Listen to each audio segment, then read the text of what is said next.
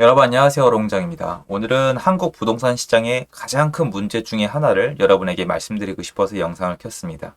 저는 이 문제가 해결이 돼야 많은 분들이 부동산에 대한 어떤 분노, 불안함 이런 거를 좀 없앨 수 있을 거라고 생각을 하거든요. 그걸 좀 언젠가는 한번 얘기해 보고 싶었는데 지금이 타이밍이 아닐까 하는 기사들이 많이 나오고 있어요. 그거 한번 같이 보시죠. 시청하시기 전에 구독하기, 좋아요, 멤버십 부탁드리고요. 멤버십은 매주 토요일 라이브를 진행하고 있습니다. 저는 정기적으로 네이버에 부동산이란 검색을 해보면 어떤 키워드가 사람들에게 지금 핫 이슈인지를 봅니다. 왜냐면 부동산은 참여자들이 국민들이잖아요. 빌리던 사던 팔던. 그러니까 그분들이 지금 뭐에 관심이 있는지가 꽤 중요합니다. 보면은 이제 제가 영상에서 다뤘었지만 추경호 장관님께서 부총리님께서 다음 달 부동산 규제 지역 추가 해제한다. 아니면 뭐 PF 위험하다. 규제 더 풀어야 된다. 그리고 또 푼다. 이런 게 나오고 있는데 지금은 다주택자에 대해서 규제를 완화해 준다. 정부가 부동산 규제를 완화한다. 이런 기사가 되게 적극적으로 다뤄지고 있습니다. 그러면 이 시점에서 저런 기사를 보시고 댓글을 보시면 이런 기사들이 많아요. 제가 지금 보여드리고 싶은데 제가 일부러 안 보여드리는 거 왜 그러냐면 여러분이 저는 제 영상을 보면서 피로감을 느끼지 않았으면 좋겠거든요.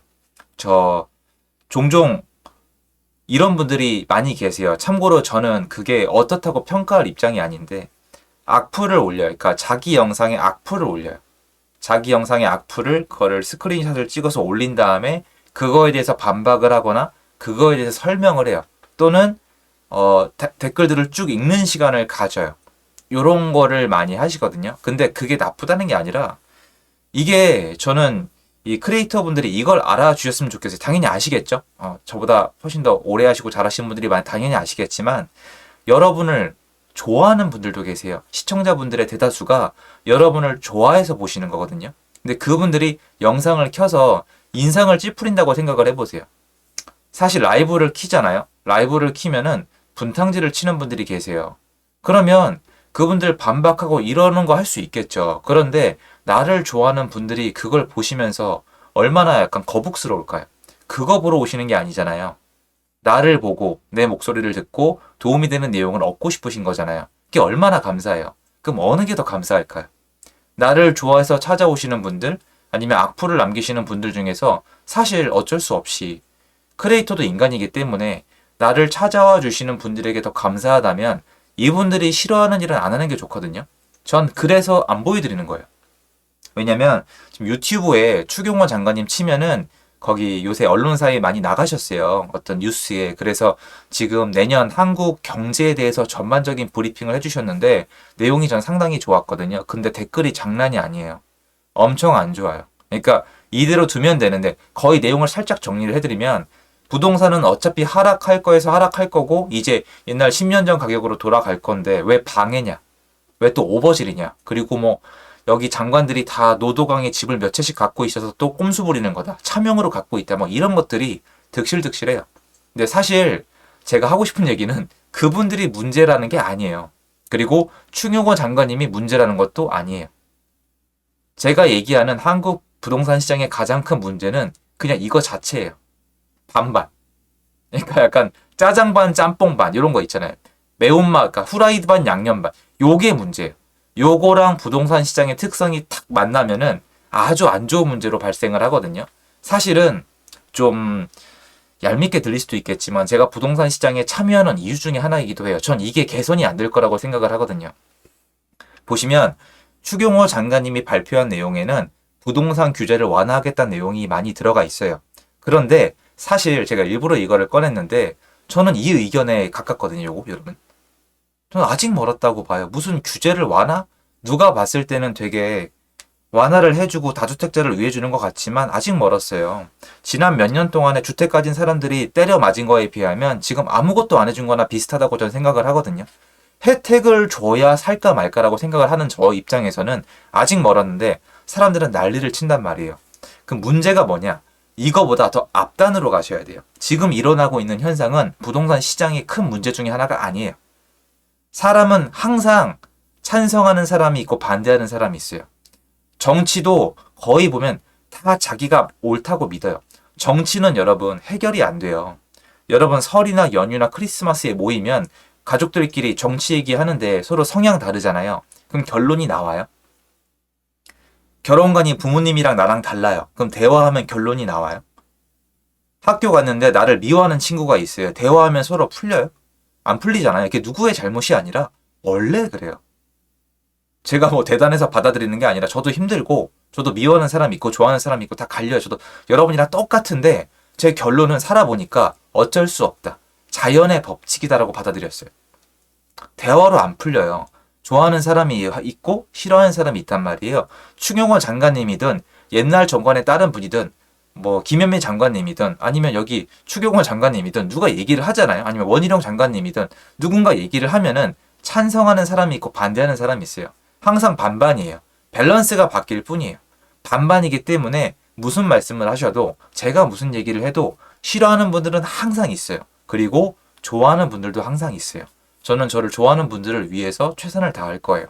그런데 여기 악플 달린 거 신경 쓸 이유가 없어요.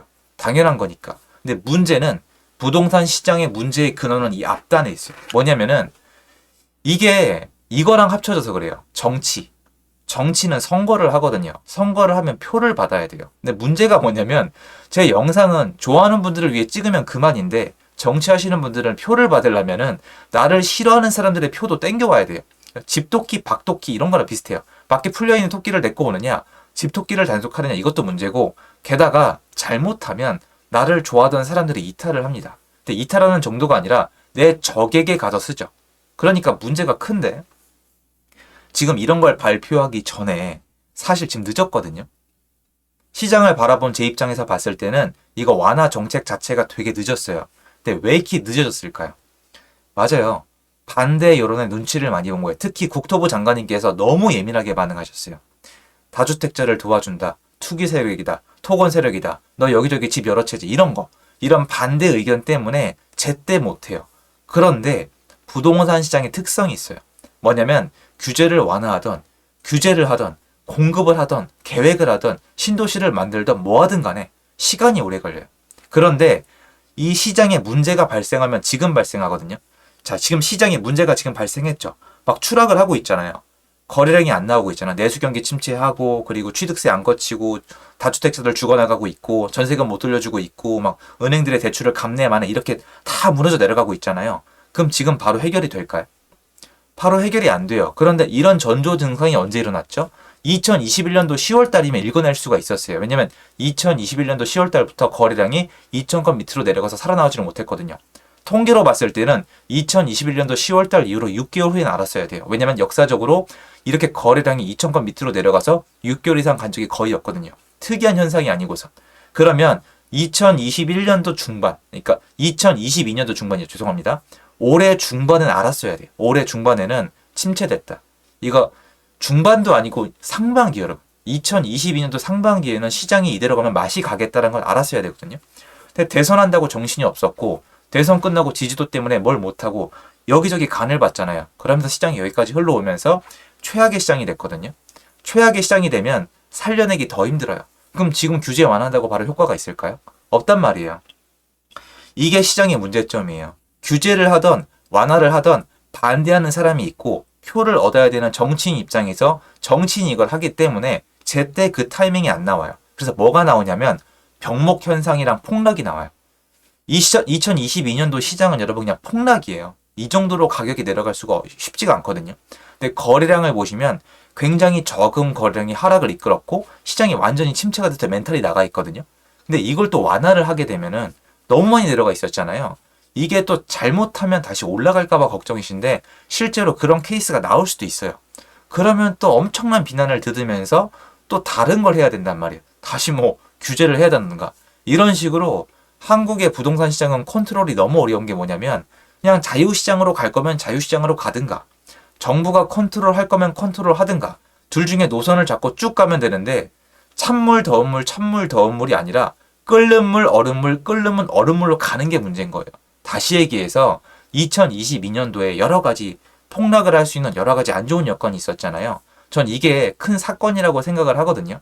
그러면 이걸 너무 지금 늦게 완화를 시작을 하고 늦게 시장을 다시 복구를 시키면 역으로 부작용이 생길 수도 있어요.